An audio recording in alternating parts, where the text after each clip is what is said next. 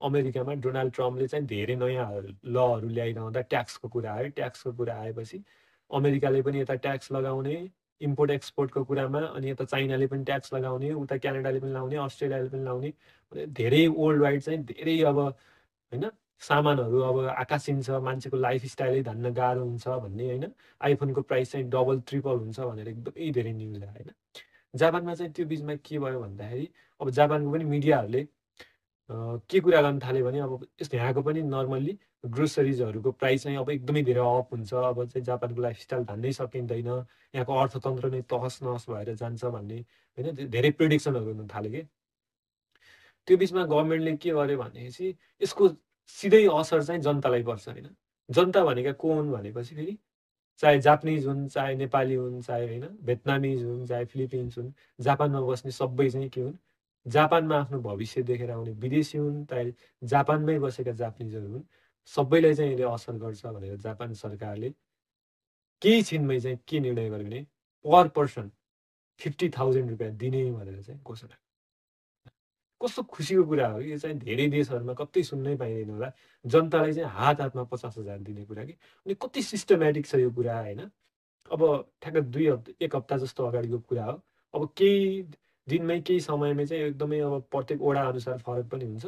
अनि सबैकोमा चाहिँ पेपर आइसक्छ कि। अनि नेपालमा मैले ठ्याक्कै यसलाई कुरामा चाहिँ नेपाललाई जोड्छु कि नेपालमा भएको भए चाहिँ यस्तो न्युज आउने बित्तिकै यति विरोध हुन्थ्यो होला है। अनि गभर्मेन्ट अब भनौँ न सरकारले यत्तिकै पैसा बाँड्ने, यो हुन्छ ऊ हुन्छ, विदेशी शक्तिले यो गर्छ होइन, नेपालको अर्थतन्त्र अब सबै सकिन्छ होइन। 50,000 भनेर धेरै पैसा हो नि त, प्रत्येकजनालाई बाँड्दा अझ विदेशीलाई बाँड्दा नेपालमा भए कति धेरै कुरा हुन्थ्यो होला कि। यसकै बारेमा आन्दोलन हुन्थ्यो होला, यसकै बारेमा होइन। अनि ढुङ्गामुढा हुन्थ्यो होला। अनि पैसाहरू बाँड्दा पनि कसले कति भ्रष्टाचार गर्यो, कसले आफ्नो मान्छेलाई मात्रै दियो, कतिले चाहिँ पाएन भनेर नारा जुलुस गरेको कति पाइन्थ्यो होला कि। अनि यहाँ चाहिँ त्यो न्युज आयो, त्यो खासै हेडलाइन पनि भनेन। अब सबैले गभर्मेन्टले बाँड्दैछ भने योभन्दा अगाडि पनि नबाँडेको होइन, यो बाँडिरहन्छ नयाँको स्टुडेन्टलाई होस् होइन, भनौँ बच्चाहरू 18 वर्षभन्दा मुनिकोलाई, प्रेग्नेन्टलाई, वृद्धहरूलाई सबैलाई बाँडिरहन्छ। तर यो वर्ल्ड वाइडमा चलेको अहिले लेटेस्ट सिनेरियोलाई हेरेर गभर्मेन्टले चाहिँ निर्णय गरिहाल्यो क्या। यसबाट चाहिँ के देखिन्छ भने गभर्मेन्ट चाहिँ आफ्नो जनताप्रति चाहिँ कति लोयल छ त कि। अनि यो कुरामा अरू कुराको केही मतलबै रहँदैन कि। यो चाहिँ यहाँको सरकार चाहिँ जनतासँग मात्रै एकदमै प्रत्यक्ष रूपमा चाहिँ जोडिएको छ भन्ने देखिन्छ।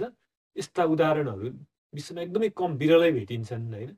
स्थानीय सरकारले बाँड्ने हुँदा चाहिँ उसले चाहिँ सबैकोमा पेपरहरू पठाइदिन्छ आफ्नो आइडेन्टिफिकेसन सहित, पोस्ट बक्समा हाल्नु भनेर चाहिँ पठाउनु भनेर, सब ब्याङ्क डिटेलहरू आफ्नो आइडेन्टिफिकेसनहरू पठाउनु भनेर पेपर पठाइदिन्छ, सर्ट एन्ड डेट राखिदिन्छ। अनि उसले गभर्मेन्टले चाहिँ सब डिटेल्सहरू, उसले लिगल काम गरिरहेछ, इलिगल गरिरहेछ जापानमा होइन, लिगल्ली बसिरहेछ छैन, सबै चेकआउट गरेर खातामा पैसा पठाइदिन्छ होइन। यो चाहिँ एकदमै राम्रो सिस्टम हो होइन। नेपाल लगायत धेरै देशको नेताहरूले चाहिँ अथवा धेरै देशको सरकारले सिक्न चाहिँ जरुरी छ